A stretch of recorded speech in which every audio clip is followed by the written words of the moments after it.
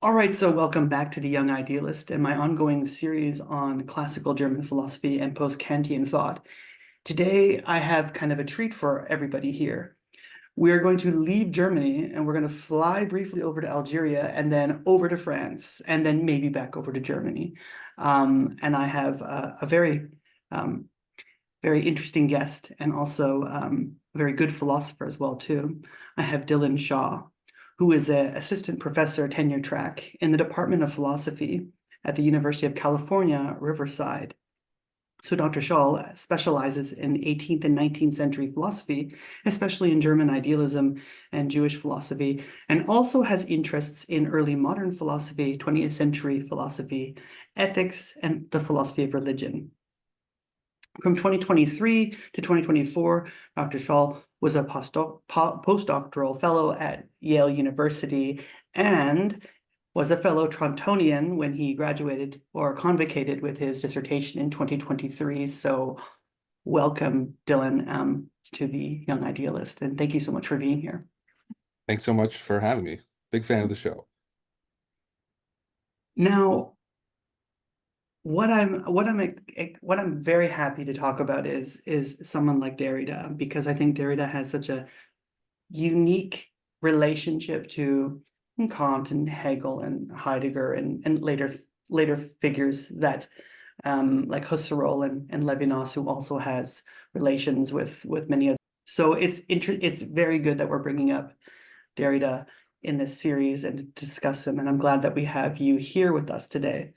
So I was wondering if you could, you know, maybe start off by saying why you think Derrida is important for contemporary thought, and from there I'll ask more questions about Derrida's life and maybe his times.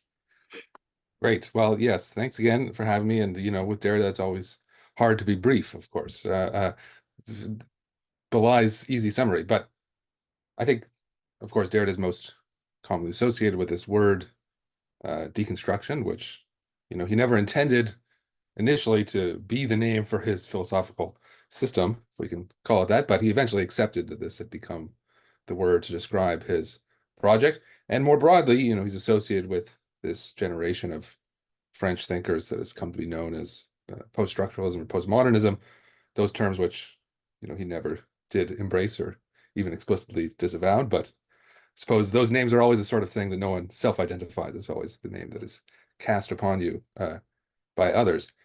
So, Derrida is often taken, having been perhaps the most famous from amongst that generation on the global level, taken as a bugbear standing in for all of the excesses of French literary theory with its apparent rejection of the typical norms of intellectual philosophical discourse, and for all the problems that are supposedly associated with post-structural and postmodernism. We might think relativism, skepticism, maybe nihilism, or so the accusations might go. But, to my mind, Derrida is one of the great philosophers of the 20th century and of the Western philosophical tradition, precisely because he poses some of the most direct and profound challenges to many of our cherished ideas and values, while also preserving and transforming them in his own way, I think. So even if we ultimately think, as I do, that this challenge can and should be met, then still Derrida's thinking would be invaluable for forcing us to rise to that challenge, for posing the question, as the great skeptics of the philosophical tradition, or even the sophists going back to ancient Greece and so on, posed these challenges to philosophical discourse. And just to bring in with the classical German philosophy, I mean, Derrida, who's an avid reader, a deep reader of Kant, of Hegel, of, well, the whole tradition going back to Plato and earlier, of course. But seeing how he tackles those thinkers allows us to bring out the genuine and sort of universal, eternal philosophical problems that he's struggling with, as all great philosophers of the tradition have struggled with. So that's why, the problems that he raised are still our problems. I don't think they've been decisively, definitively solved. And so, I mean, both within philosophy and within our broader culture, civilization as a whole, I'd contend. I think that was a great little intro into why his thought is important for us today. Maybe you can also give us a brief introduction to who Jacques Derrida was, his life, and you don't really have to go into an exhaustive kind of biography on his life, but maybe kind of highlight the kind of main points or main events of his life.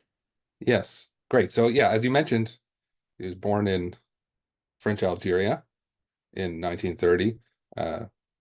Born Jacques Derrida, supposedly named after Jackie Coogan, the famous Hollywood actor who acted alongside Charlie Chaplin. When he moved to France later, he changed it to Jacques, which is the more Parisian version of his name. So he was born into a Sephardic Jewish Algerian family who lived in Algeria for centuries, but the Jewish Algerian community granted French citizenship in the late 19th century. But as a child during World War II, under the Vichy regime, right, Algeria was then a colony of France, he was expelled from school for being Jewish, which is an experience he talks about in his later work, where he frequently draws on biographical details of his life. He moved to France in the late 40s and studied at the École Normale with many of the great leading lights of post-war French philosophy, Jean Hippolyte, Louis Althusser, and many others. And it was a sort of a complex array of philosophical influences percolating in France at the time that, were in Derrida's formative years. So Husserlian phenomenology, he wrote his thesis on Husserl, and one of his major early works from 1967 is the study of Husserl.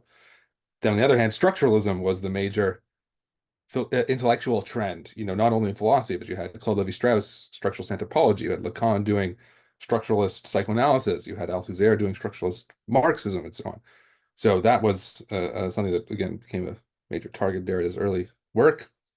And then Derrida, as a avid reader of modernist literature, Hegel and Heidegger, as we'll probably talk about later on, are very important influences. And Derrida sort of burst onto the intellectual scene in this famous 1966 symposium at Johns Hopkins, where all of the leading French thinkers were brought over to sort of introduce structuralism to the United States. But Derrida, who I believe was the final talk of the symposium, the famous essay Structure, Sign, and Play in the Discourse of the Human Sciences, was actually a critique of structuralism. So it sort of became the opening shot of post-structuralism.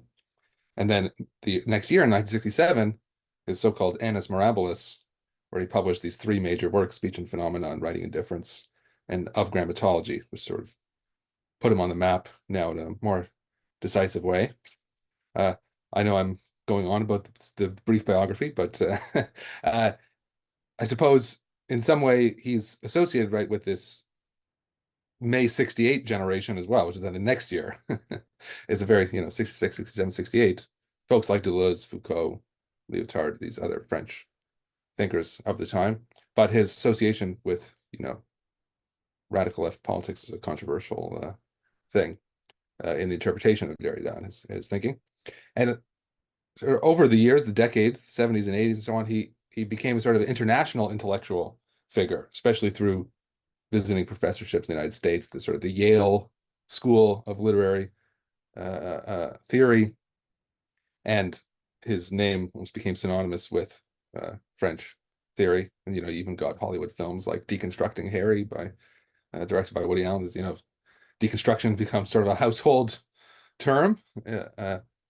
And that's the early work, which we can go into the content of that, but sort of in the later years, he turns more to ethical and political themes and was active also in various causes like the anti-apartheid struggle, death penalty, abolitionism, and other movements of that sort. And he died in 2004, at the age of 74. So a slight overlap between ourselves and him. No, I think he did a really good job of kind of carrying us along his life and highlighting the significant points that really matter. Just to kind of hone in on what you were talking about, how would you summarize the early Derrida, if we wanted to talk a little more about this, and the late Derrida? I mean, I know there's a grammatology, difference in writing, dissemination. and then the later works on friendship and the gift of death. How would you distinguish, or if there is a difference at all between the two, maybe the two Derridas, if we can call it that? Yes, great. So it's a interpretive controversy again about how exactly to think about these two periods, but I think generally would say there's the early Derrida and late Derrida. So the early Derrida is sort of classical deconstruction, through which he made his intellectual fame. And I think deconstruction can, most clearly be understood as a critique of the history of Western metaphysics, sort of inheriting and transforming Heidegger's critique of metaphysics, which we can talk about as well. Derrida will call it sometimes the metaphysics of presence, because he thinks that metaphysics is constituted by a privileging of presence over absence, or the privileging of the temporal modality of the present, as opposed to the past and the future. Sometimes I'll call it logocentrism, which has to do with the speech-writing opposition and sort of a privileging of the self-presence of speech and the sort of transparency of meaning that comes through speech.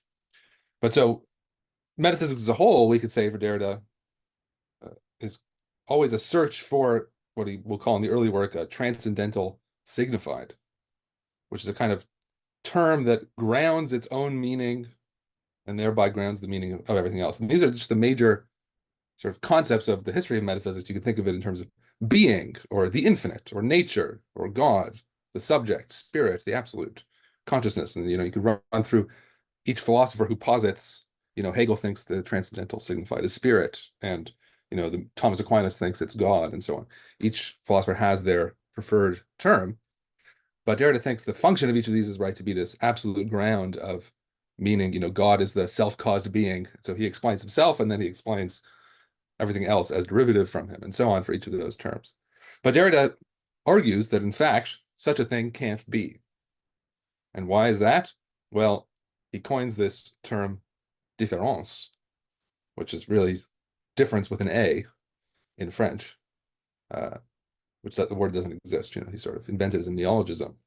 But that everything is actually structured by these relations of difference and deferral.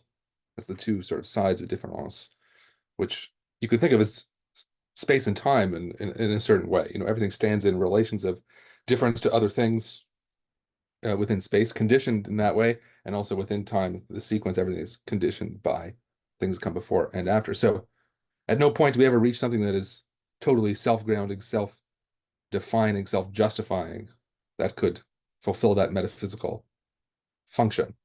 And in a way, Derrida's texts in the early work are going through the history of philosophy to uncover the contradictions that arise when philosophers attempt to posit such a thing, right? And how do they run into problems in their own system, internal or immanent problems that show that any putative effort to secure meaning as against the play that arises from difference is doomed to kind of necessary failure. And so maybe I'll just say a little bit about how that method actually works, deconstruction. So the idea is, each metaphysical system is structured by certain hierarchical binary oppositions, as he'll call it. So examples would be speech and writing, form and matter, intelligible and sensible, male and female even, and so on. And so each of these are, right, they're oppositions, and they're hierarchical in the sense that one term is posited as the dominant one, the ground of the others. Form is superior to matter, the intelligible superior to the sensible, speech is superior to writing. And now, okay, deconstruction first has to identify such a binary opposition. Let's say, go to Plato's Phaedrus and find the privileging of speech over writing there. But then we're going to invert the binary opposition by showing that, in fact, the subordinate term can be conceived as the dominant term against what this metaphysician might be claiming. So let's say the philosophical tradition has thought that speech is superior to writing because it has this self-transparency, whereas writing is the sort of mere signifier of a signifier, sort of fallen dead letter, and so on. Derrida will say, well, but look, speech too is a signifier of a signifier, because every signifier is defined in terms of other signifiers in this chain of difference ad infinitum. And so, in fact, speech is a species of writing, what Derrida will call arche writing. But then the third step is to displace the binary opposition by finding an undecidable term, something that can't be subsumed into either side, or rather is indifferently both and. So in the case of Plato's Phaedrus, let's say you have the pharmakon. Writing is described as pharmakon, which is both the poison and the cure, the sort of contradictory meaning of the word, but that's also the status of writing, is both the poison to memory, as Socrates will say, and the cure of the very poison that it itself is. Or in Rousseau, in Of Grammatology, writing is both the supplement as the missing piece and as the extra piece, sort of this contradictory, undecidable meaning. And so now we've inverted the hierarchy and displaced it. And so this attempt to give a kind of total metaphysical picture of reality has run aground on an imminent contradiction within the system. And Derrida will go through the whole history of philosophy and repeat this operation again and again with each of these figures. So that was, well, okay, the early Derrida, a lot maybe, for the early Derrida. But the late Derrida, the later Derrida, turns to sort of ethical political ideas. And the sort of formal structure, as far as I would identify it, in the late work is what Derrida calls the aporia of the conditional and the unconditional. The aporia is, obviously an ancient Greek term, is sort of the impasse, Plato's aphoretic dialogues that end in contradiction, between the conditional and the unconditional. So there's all sorts of examples. Again, he deals with conditional and unconditional forgiveness, conditional and unconditional hospitality, conditional and unconditional gift, and so on. But in each case, again, it repeats this aporia, which is just that the conditional and the unconditional both mutually require one another and mutually contradict one another. So, the conditional needs the unconditional as its aspiration, and yet the conditional always poses limits on the unconditional, such that the unconditional can never be realized within the conditioned world that we live in, and vice versa. The unconditional needs the conditions to realize itself, and yet it always exceeds whatever realization might be attempted. So, he'll call, to some contradicting his early work, to some fulfilling it, he'll call the unconditional the undeconstructible condition of deconstruction itself. And you might think, well, surely Derrida doesn't think there's anything undeconstructible, but that's what he says in his later work. There is something undeconstructible, which is unconditional justice, unconditional forgiveness, unconditional hospitality. And so just the last word I'll say, in some way, the way I think of it now, maybe talking a little bit about classical German philosophy, he'll call his work ultra-Kantianism at one point, which I think is a fairly apt self-description. Sort of the early work is a kind of denial of theoretical knowledge of the absolute, or the unconditioned, which he calls the transcendental signified. It says there can be no such thing. And so all these metaphysical systems that attempt to give us as pure rational access to the absolute, the unconditioned, are doomed to failure. But then in the later work, just like Kant in a certain way, but ratcheted up, he says, well, the unconditioned can be accessed ethically or practically. Now, he doesn't think it can ever be realized, it's the impossible itself, yada, yada. But the point is that the unconditioned is properly approached philosophically through the ethical or practical sphere as unconditional forgiveness, gift, hospitality, and so on, and not as God or spirit or nature, being, and all these metaphysical versions of the unconditioned. And there's a sense, I think, in which that's the kind of ultra-Kantian view. So I should stop the summary there. No, I think that was probably one of the clearest presentations of Derrida that I've ever heard, actually. So I got a lot of what you said, and you give us a really robust and very concise account of the early and the late Derrida. Let me ask you a side question, because you also do work in Jewish thought, and this channel isn't just devoted to the German thinkers. It's also interested in the women of 18th and 19th century and philosophy and ideas, as well as the Jewish thinkers. So I've done episodes on Maimon and Mendelssohn and Plan and Rosenzweig, and I was wondering, what was Derrida's relation to Judaism and Jewish thought, actually?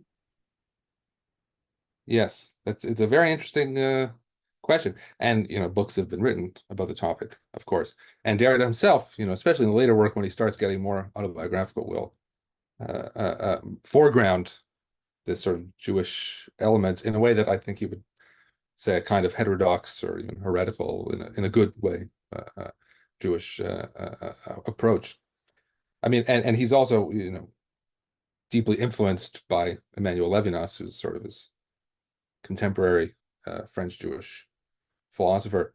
And like Levinas, he sort of sees the figure of Judaism in some way as the excess or the other of the Greek philosophical tradition. So if it's the Greek tradition that posits sort of the logos and logocentrism, begins this journey of the metaphysics of presence, even through its transformations in medieval philosophy and into German idealism and even Heidegger, then going back to the Greeks and so on. That's the logos, but then that in Judaism is sort of a call of something more beyond that closure. And I mean, you might think for Levinas, it's quite explicitly the ethical, the ethical call of the other. That's sort of paradigmatically the work of revelation, the commandment, conception of the transcendent God, and the other human being as sort of the face of God in this way. Now, Derrida, doesn't ever quite think things are so simple as that. The ethical relation's always already contaminated by the conditional worlds in which we live, which Levinas may also ultimately admit. But that's a sort of hinge on which you can start to disrupt the metaphysical tradition. But there are also, I mean, of course, within Judaism, many great metaphysical thinkers, perhaps to its credit, of course, as I would think. But someone like Maimonides, start thinking of Jewish negative theology or even Jewish mysticism, Kabbalah, and so on. I mean, there's all sorts of ways in which Derrida is engaging with themes from these traditions because, again, they posit some limit to metaphysical discourse, even if they hold to God as this transcendental signified, but we can't say anything positive about him. We can only relate to him in a way that's beyond concepts, beyond rational argument, as it were. Now, again, Derrida might be suspicious as to whether you can have this transcendent mystical experience that brings you into direct contact and union with the divine, but it's that sort of internal critique of metaphysics, I think, that he's interested in which he draws out of the Jewish tradition this element of it, whether implicitly or explicitly. No, I think that was a great answer, actually. You really nicely summarized a lot of the main ideas and kind of painted a nice picture of his relation to someone like Maimonides and negative theology and Kabbalah, which I've talked about several times on this channel.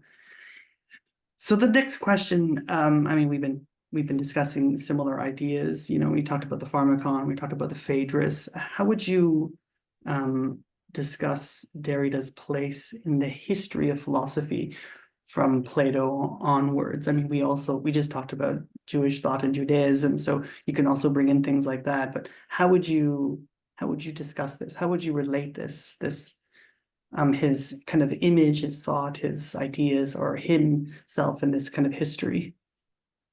Yes, so great. I guess I have my own pet history of philosophy, as it were, which I hope folks might find illuminating. They don't have to agree with every step of it. But I mean, as I see it, and we've touched on some of these ideas already, the history of Western philosophy as the history of metaphysics, which traditionally conceived as first philosophy, in the ancient medieval and sort of early modern rationalist periods, the idea is that through the exercise of pure reason, pure thinking, intellect, we can come to know the absolute or the unconditioned, be it God as the absolutely unconditioned, also the soul, something relatively unconditioned, the immortality of the soul, and then the world. I mean, those are the three sort of branches of special metaphysics, traditionally speaking, rational theology, rational cosmology, and rational psychology. And then Kant marks this kind of break with that history of metaphysics by, for the first time, denying that we can, denying on internal rational philosophical grounds that we can have theoretical knowledge of the unconditioned, say, God, soul, and world. Instead, we can have a practical faith. Okay, but metaphysics had always claimed that we could have theoretical knowledge of these things, and that was the crown jewel of the queen of the sciences, as it were, which Kant, Mendelssohn would describe him as the all-crusher, the all-destroyer, for having done away with this knowledge. Heine says, Robespierre killed a king, but Kant killed God. That's a much more dramatic feat, isn't it? And God is dead sort of starts in this period, I would think. Now, German idealism, as I see it, is an attempt to recover our pure rational access to the unconditioned in the wake of Kant's critique in a way that would incorporate the lessons of that critique by overcoming the dogmatism of pre-Kantian metaphysics. But as I see it, and as the later history philosophy would bear out, I think the German idealist attempt was not ultimately successful. And so you get the late Schelling, who I know you've worked extensively on, who sort of mounts, having been a great proponent of idealism, this sort of internal critique of idealism in his later work, where he says, for example, God, the existence of God forever lies outside of our a priori reasoning. It has to be approached a posteriori, which is the positive philosophy, let's say. But this critique, the late Schelling intensifies Kant's original critique of metaphysics in his own way. And then that sort of opens up to this whole 19th, 20th century sort of anti-philosophy, as Badiou would call it, or anti-metaphysical thinking, certainly. So you get, Kierkegaard, who wants to soar above metaphysics with a leap of faith in the absurd, or you get the masters of suspicion, Marx, Nietzsche, and Freud, who want to probe beneath metaphysics to, economic relations or the will to power or the unconscious and all this. Now, we get to Heidegger, I think. Heidegger, again, a further intensification, I think, of the late Schelling, of Kant's critique of metaphysics. Now it's the destruction of metaphysics, as he calls it, or calls it also ontotheology, sort of destruction of, which Kant had coined that term to describe this pure reason's access to God through the ontological argument, sort of ontotheology. And then Derrida, so then to come to Derrida's place, I sort of see Derrida as the end of this line that begins with Kant, of the critique of the metaphysical tradition, where the deconstruction of metaphysics, the deconstruction of the metaphysics of presence, logocentrism, is now sort of the deepest critique of the philosophical tradition that we've yet encountered, and postmodernism, post-structuralism more broadly is the expression of this critique, which means, we can't know the unconditioned truth, and we can never realize the unconditioned good, as philosophers from Plato to Leibniz perhaps thought you could do. And I think, for all the flack that Derrida gets from analytic philosophers, at least he did in the later part of the 20th century, there's much more similarity, it seems to me, between, the analytic tradition and the continental tradition in the 19th, 20th century, namely a critique of metaphysics. You think of Russell and Whitehead, the birth of the analytic project out of a critique of British idealism, of Hegel, sort of the excesses of metaphysics in that way. And then that critique gets intensified, through Wittgenstein, Quine, and then finally Rorty, who sort of, prides himself on rejection of the whole metaphysical tradition. Philosophy instead becomes cultural politics, as he says, and all this. And he had an affinity for Derrida. He did not agree with Derrida on every point, but sort of parallel critique that comes in the analytic tradition with Rorty, as you get with Derrida.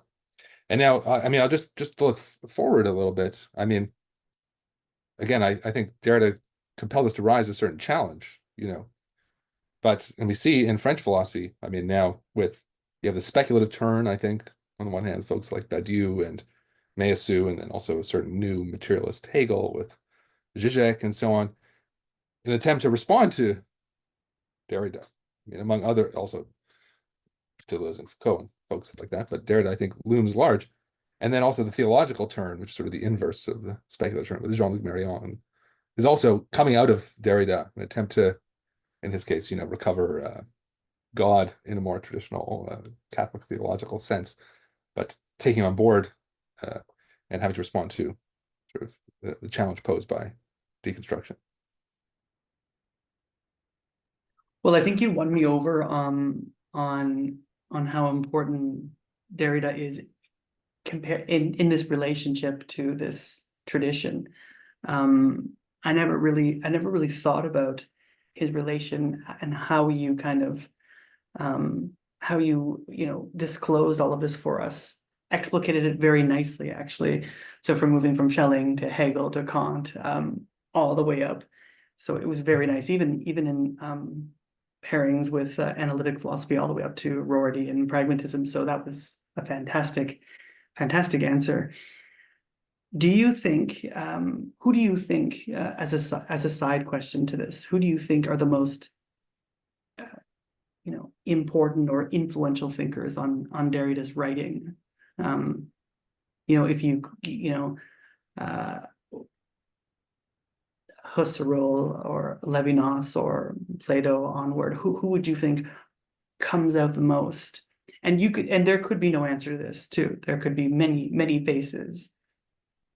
Yeah, no, it's an important question. I mean, in some way, Heidegger has to be, if not the most important, one of the most important, because it's really this critique of metaphysics that's sort of begun by Heidegger. I mean, for Heidegger, it's sort of on a different basis in some way, that it's this question of being and the forgetting of the meaning of being that Heidegger is worried about.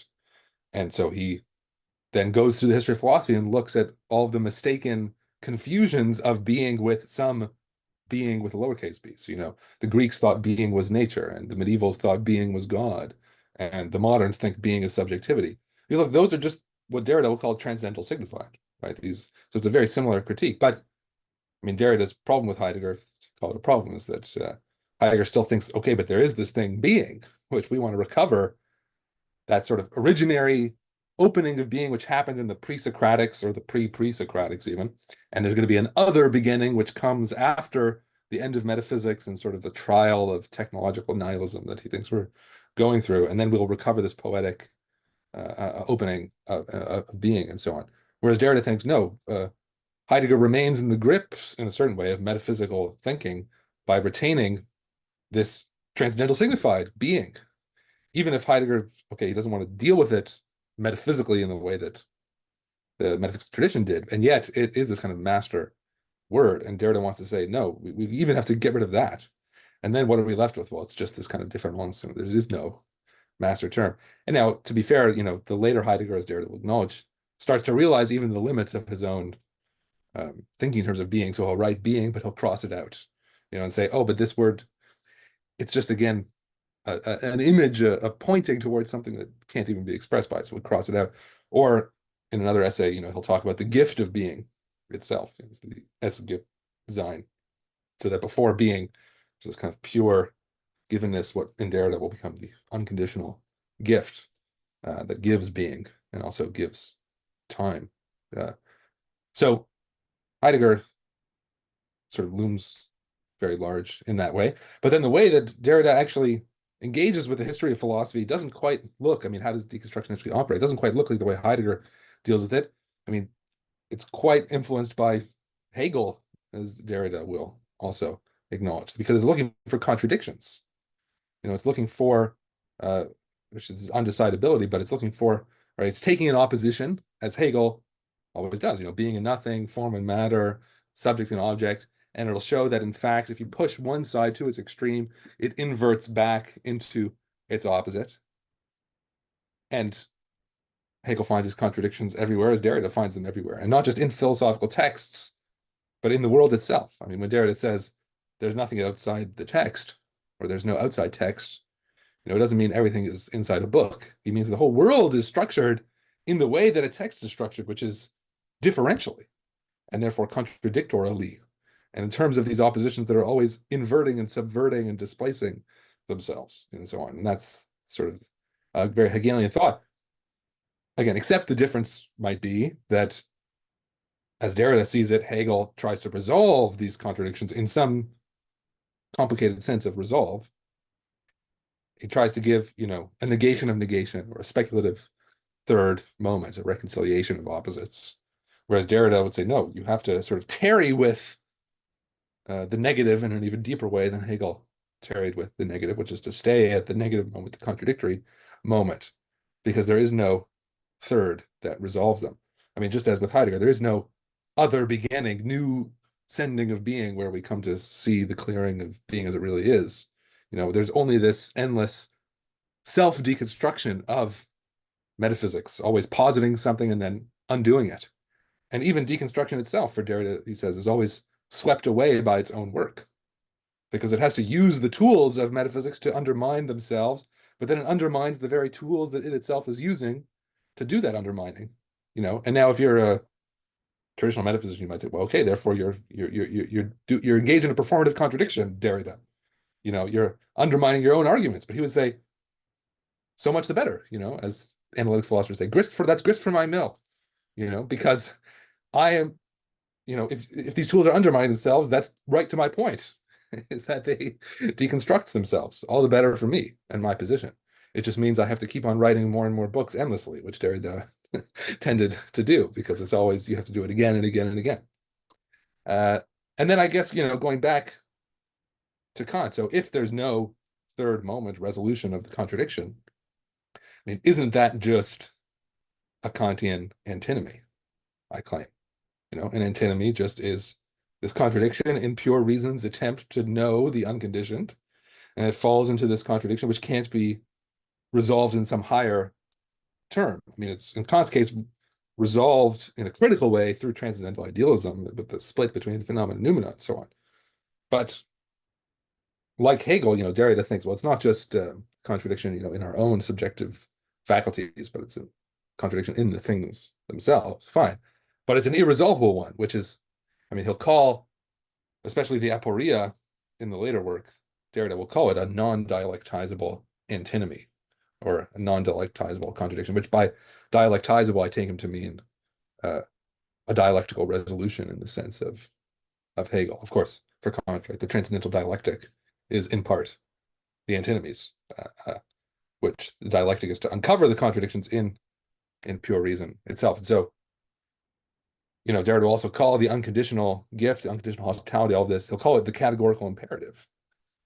But he says, it's a higher sense of the categorical imperative because it's even beyond duty itself. Say it's a hyper duty or an over duty. If you give the gift purely out of duty, it's not really a gift. You're giving it because you ought to, because you must, because you're required to by the moral law. That's not a true gift. So there's something even higher than the Kantian moral law, the Kantian sense of doing your duty for duty's sake, which is this gift. And yet it's unconditional in just the way that Kant says the moral law is unconditional. But Derrida, again, wants to sort of ratchet up the unconditionality. It's not even conditioned by duty, by the form of lawfulness. It's something even purer than that. But in that way, staying true to that sort of Kantian idea that the unconditioned is a practical, ethical matter. Yeah. Let's pair these off. Let's pair Derrida with a thinker, because we brought up this idea of Kant and the antinomies. And I know that he wrote a book called Glass. I hope I'm pronouncing it right, where it's kind of like one page is Hegel, one page is Derrida. What is this relationship, not just in Glass, but maybe we can talk about Derrida's relationship to Hegel. And since you also are a Hegel scholar, you work on Hegel a lot, actually, maybe we can talk about Hegel's relation to Derrida, or sorry, Derrida's relation to Hegel, actually. Yes, great. Yeah, so I'll say, I mean, my first philosophical love in some way was Derrida, who drew me into philosophy from, I was then studying anthropology at the time. And I, wrote a couple master's theses on Derrida, but then sort of moved to Hegel, not merely to go back to the 19th century, but sort of new continental readings of Hegel, the sort of post-structuralist Hegel, to try and recover the absolute in the wake of its deconstruction, let's say, at the hands of Derrida. So that's sort of the broader motivation. And I should say, I don't think I'm totally satisfied with Hegel's solution anymore either. So there's further to go still. But that's the sort of constellation here. But so, I mean, Hegel, very important. For Derrida, he was going to plan to write his thesis on Hegel under Hippolyte, but it never happened. That he ended up doing on Husserl instead. But just to give a sense of how important in the early years Hegel was for Derrida. But in Of Grammatology, Derrida, Freudian slip, Derrida makes this pronouncement at the end of one of the early chapters, saying that Hegel is both the last philosopher of the book and the first thinker of writing. Now, of course, philosophy of the book, Derrida is thinking of sort of the metaphysical, encyclopedic, systematic impulse, as Hegel tried to do, encompass the whole world within the bounds of a book. And Hegel, as Heidegger also thought, Hegel was the consummation of the Western metaphysical tradition, as it began with Plato or Thales or whoever you want to say. Hegel sort of brings that, and that's the critique of Hegel opens up to this 19th, 20th century anti-metaphysical, anti-philosophical movements.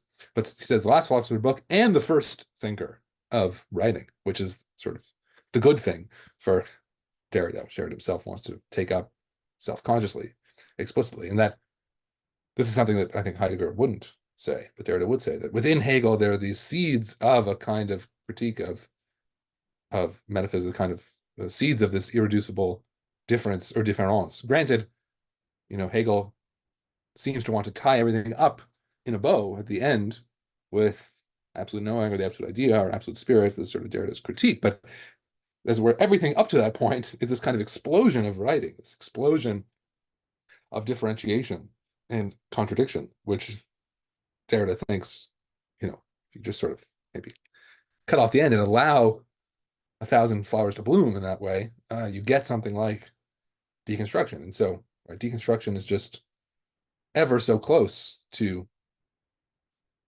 Hegelian dialectical thought in that way. I mean, I sort of touched on some of this already, that sort of finding contradiction everywhere, and granted, Hegel seems to want to resolve contradiction. Derrida doesn't want to do that. Now, in Glas, you get the sort of critique of Hegel along this vein. So, I mean, it's picking up these moments in Hegel that frustrate the systematic ambition of Hegel's system. So one of these moments Derrida picks on is Antigone. And he thinks that this sort of, Antigone who's dead and buried, and her legacy gets carried forward in the march of the dialectic, but that she remains there. Derrida calls it the system's vomit. There's a very, evocative term, but, it's that which can't be digested, can't be held in within the system, gets vomited out. And this sort of, this residue that remains. And then something I know I have written on is sort of the climax of Glas, I think, which is the treatment of the first form of religion in the phenomenology, which is God as light. And God as light, Hegel says, is pure undifferentiated divinity, but he says it must sacrifice itself to determinateness. And so it moves over to God as plant, animal, and dialectic marches on. But Derrida thinks that Hegel hasn't really shown that it must sacrifice itself, but instead he reconceives it as the gift. It's this, the light gives this gift of its own self-sacrifice to allow the world to be, as it were, to allow being to be. And so, drawing on Heidegger with the gift of being, he says this is the gift of being, which is always prior to being. And if Hegel's system is sort of this speculative identity of thought and being, then there's some prior condition to this sort of transcendental or ultra-transcendental condition of thought being, which is the gift. And Derrida thinks, this can't be thought within the Hegelian system because it's the condition of thought itself. It is not a being to be approached like other beings because it's the condition of being itself. And that's sort of frustration of the metaphysical, systematic, encyclopedic ambition, But I mean, I don't know if I just say something on the other side, which is sort of more contemporary Hegelian responses to Sure, absolutely. Derrida, just to give a fair shake. I hear myself saying all this critique Hegel, I think Hegelian listening and saying, but what about this? What about this? I mean, if we think about the resolution of contradiction, that whole question, I mean, you could ask, what does resolution of contradiction really mean for Hegel? Is it erasing contradiction, doing away with contradiction? I mean, no, certainly not. Hegel thinks contradiction is everywhere, and that it's the very motor of life, of spirit, of reason, of the truth. It's the content of truth.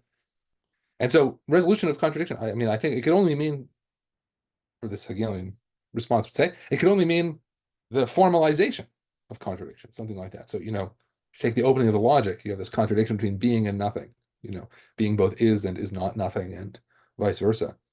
And now it's supposed to be resolved in becoming. but becoming is just a formal expression of that contradiction between being and nothing. It doesn't make being and nothing no longer contradictory. It's just the word that allows us to express this contradiction, to think it, in order to then continue thinking, as the logic will continue to do, and so on down the road. And so when you think, let's say, also like the aporia of the conditional and the unconditional in Derrida, okay, he says non-dialectological, you can't resolve it in any higher term. But it just seems to me that could very well be the structure of a Hegelian contradiction. So that's the positive content. Let's say forgiveness, is the aporia of forgiveness is that forgiveness can only forgive the unforgivable, or forgiveness worthy of the name would have to forgive the unforgivable. And that's a contradiction. Well, okay, that's the condition of impossibility of forgiveness. But as Derrida will also say, that's the condition of possibility, that forgiveness must and does forgive the unforgivable. And if you think of forgiveness in the climax of the phenomenology, it's been read as forgiving the unforgivable. And you accomplish that when you forgive. And so when I say to rise to the challenge of Derrida, I say, okay, Derrida's posed that problem, let's say, with the aporia. And now it allows us to see maybe something in Hegel that we did not see before, which is that to understand, let's say, forgiveness in Hegel as forgiving the unforgivable, which we can only do thanks to Derrida. I mean, more can be said about all of those ideas. Yeah. No, you did a fantastic job there. And I like the fact that you did the defense of Hegel as well too, because we know there'll probably be some responses from Hegelians that view it.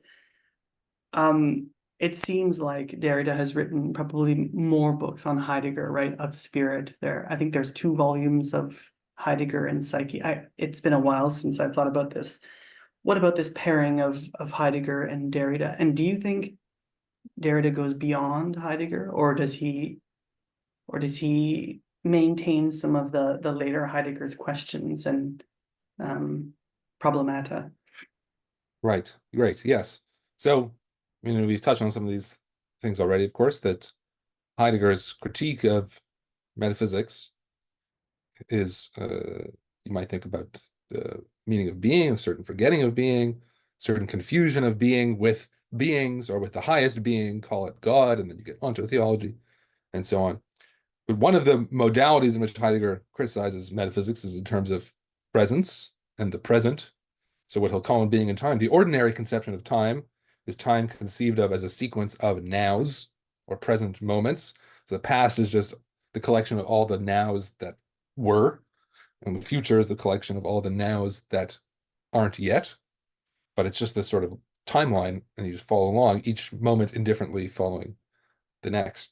And then, okay, Heidegger wants to say there's a higher conception of time, ecstatic temporality, in which past, present, and future are sort of inseparable, and that we're always being thrown from our past into the present and projecting ourselves stretched out into the future. And that, well, he'll say, in fact, in this ecstatic temporality, the future is the primary modality. It's the fact that we're always ahead of ourselves, that we're always throwing ourselves in being towards death, towards our end, and that it's by embracing that fact that we can become authentic and so on. So this privileging of the present, and so Derrida will often call it the metaphysics of presence. Now here, again, we see some of the differences that, okay, Heidegger has his critique of metaphysics, but then he has his replacement. Let's say either, okay, ecstatic temporality replacing the metaphysical conception of time. I mean, great that the later Heidegger will say being in time was still too much within the grip of metaphysics and all other ways of proposing a sort of poetic encounter with being, but it is the idea that there is some way out, even if, will we ever make it out? And Heidegger doesn't take himself to have been the God who saves us, or the new prophet of the future poetry of being. I mean, he's sometimes say, I'm merely preparing the way for that, but there is at least the notion that another beginning can be made. And I'm sure there'll be Heideggerians who tell me, no, Heidegger never thought such a thing. But that's at least how Derrida might have read him. And Derrida says, well, no, it's just this, time is an inelimitably metaphysical concept, he'll say in one of his essays on Heidegger. There's no non-metaphysical conception of time. And so there's only can be the self-deconstruction of that, that sort of endless work. I mean, there is a future in Derrida.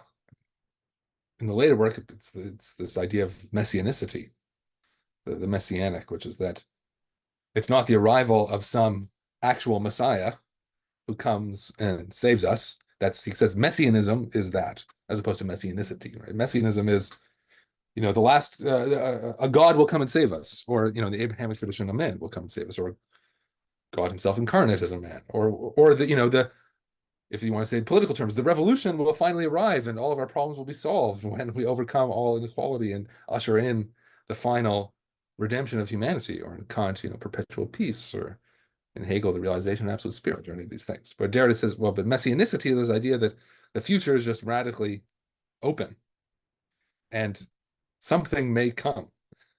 He calls the event, the coming of the other, of what is unthinkable to us now, what is impossible in our current thinking.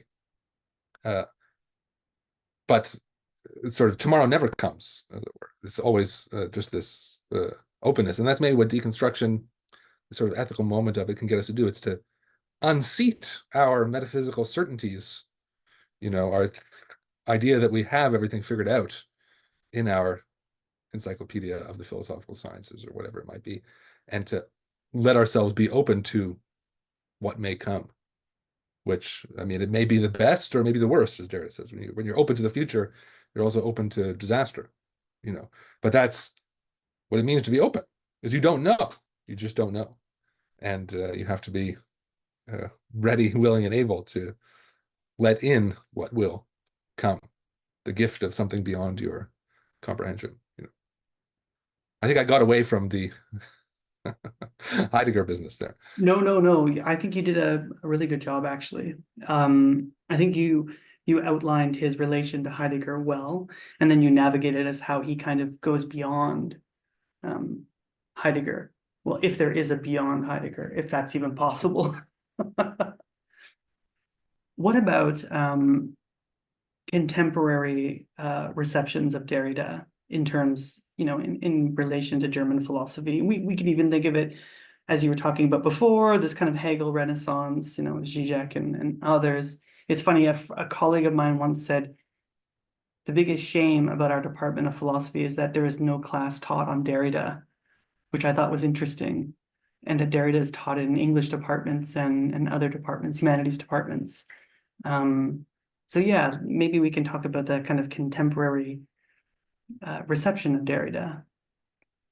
Yes, great. Right. So, yeah, big interest for me is this Hegel Renaissance, return to Hegel, which is both, within the continental tradition, so to speak, and the analytic tradition, and sort of coming out of a similar place where Brandom, who one of his advisors was Rorty, and why does Brandom sort of go back to Hegel? Is it not to sort of meet the challenge that Rorty had posed to him, which is to recover the absolute again in the wake of its most extreme denial? And a similar kind of idea, maybe, in the return to Hegel and continental philosophy, from out of sort of the impasse of post-structuralism and postmodernism as the end of this sequence from Kant through Schelling, Heidegger, and so on. And that, where would you go if you wanted to find the absolute again? Well, maybe you'd go to the last guy who thought there was such a thing as the absolute before everything sort of tumbled out of control, and that might be Hegel. Now, it's not also just arbitrary in sort of this chronological way. Well, he was the last one to do it, but that many of the problems that he grappled with amongst his contemporaries, who similarly wanted to deny the pure rational knowledge of the absolute, or deny the absolute altogether, he wanted to first diagnose that and then reply to it. And those strategies may be quite useful. So, I mean, I just think this is more polemical, but it's in the preface, the introduction, I think, to the phenomenology, where Hegel says, everyone today has this kind of fear of error. They don't want to posit any truth because they think, well, I might make a claim, but it turned out to be wrong. And indeed, this sort of false humility of the puny mortal that I am, finite creature that I am, how could I possibly raise myself up to know the absolute? I'm going to fall into the kinds of contradictions, for example, the Kant thinks we fall into whenever we try to go beyond our proper limits and come to know the absolute. But Hegel says, isn't this fear of error maybe the error itself? Let's not be so distrustful of ourselves and our own capacities that we recoil from the truth out of the fear of error. And he says, in fact, the fear of error is not the fear of error, but the fear of truth itself, the fear of truth. And I mean, not to put too fine a point on it, but you might wonder whether there isn't some sort of kind of fear of truth in the post-war French philosophers that we've been discussing. Now, it's not quite fear. I mean, they have their philosophical reasons, they think, for denying at least the unconditioned truth, so to speak, truth with a capital T, we take it in that way. But truth is a scary word for many people. You say, well, there's no truth. There's just your truth. There's my truth. Is what's true for me, true for you. I mean, this is what Badiou, who's sort of allied with this sort of new Hegel in the continental world, will say about French post-structuralists, say Derrida, that it's kind of renewal, deepening, intensifying of a very old critique of philosophy, which comes from the sophists. Like Protagoras says, well, man is the measure of all things. Again, there's no truth, unconditioned truth with a capital T, but what's true for me, true for you. And Badiou's, call, and just your polemic to recover the idea of truth in the wake of this critique. And, he does it in a way by trying to use, let's say, talk about Derrida, the very tools, the very premises that were thought to undo the possibility of truth and use it to recover truth. So, Derrida thinks, well, everything is just this open space of difference, of play. Everything's just differences of differences, all the way down. And Badiou will call this sort of the multiple of multiples. But he says that's the subject matter of set theory, which he thinks is the true ontology, is multiple of multiples. And then through set theory, we can show how within this open space of difference or multiplicity, a truth as an event can rupture in and assert itself. And then how do we, make good on this truth? It's through a certain decision, Badiou will say. And this is another classic Derridian theme. One of the aporiae of the later, I don't know if that's the plural, of the later work, is to every true decision must decide the undecidable, like forgive the unforgivable, decide the undecidable. And Derrida thinks that's the end of decision. That's what makes decision impossible in some way. Though we do it, he says, the impossible happens, but it's deciding the undecidable. So Badiou says, great, that is the very locus of truth, is the subject's decision, undecidable decision to have fidelity to an event. And they're both drawing on Kurt Gödel, as it turns out, even Derrida, sort of the mathematics of undecidability, which Derrida, he thinks that's the end of metaphysics. It reveals any formal system can't prove all the truths that are true.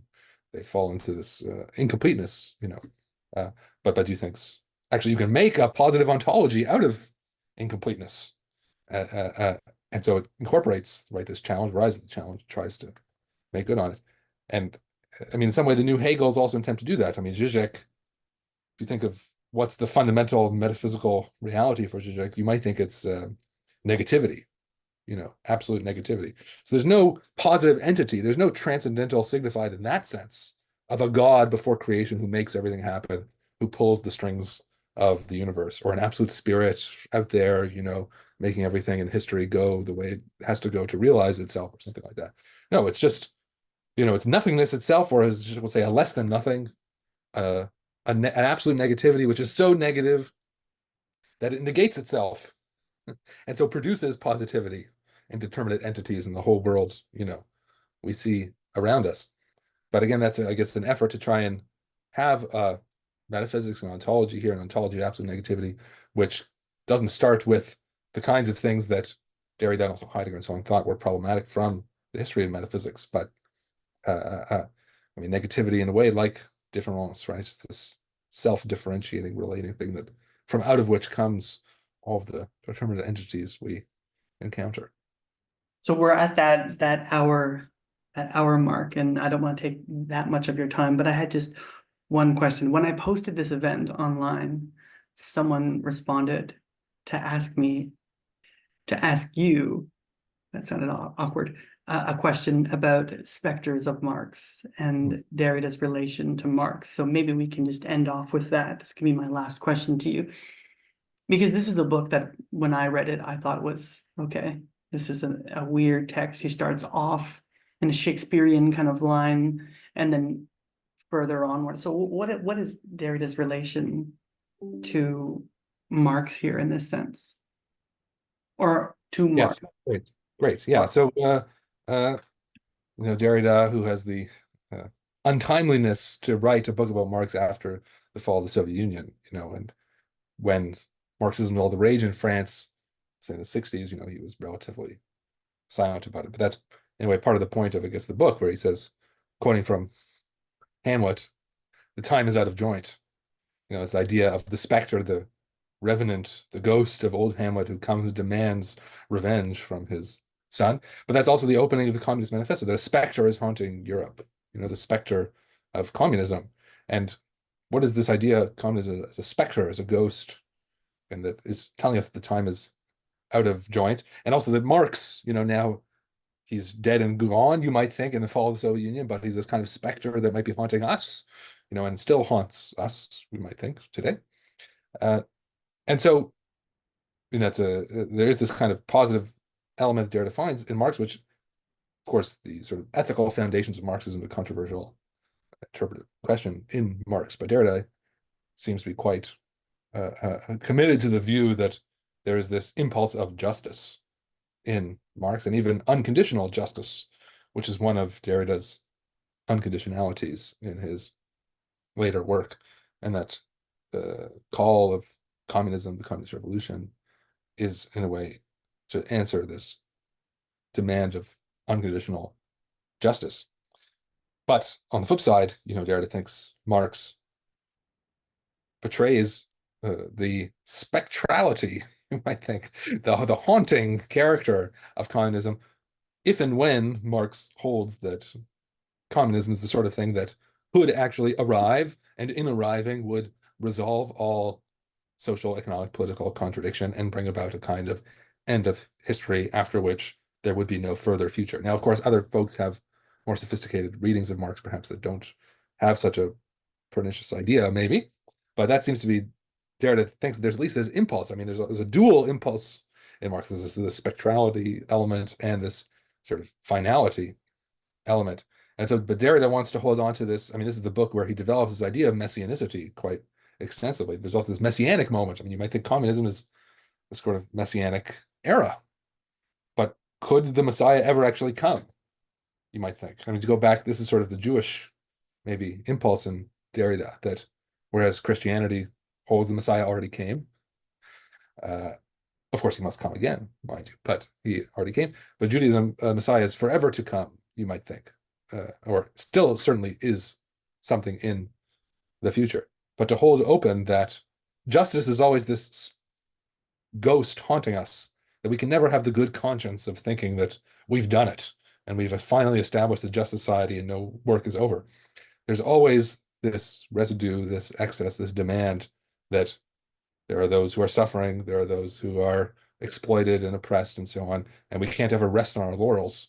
And that's, in a way, the persistence of the Marxist project is to compel us to have that bad conscience in our own time. And surely, our time, more than any other time, demands such a bad conscience, I think.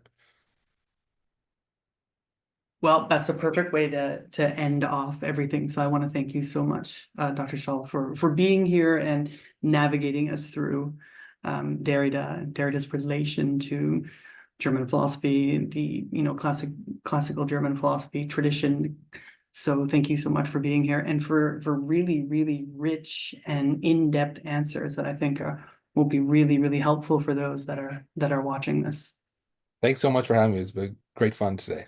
Appreciate the invitation. All right. Thank you.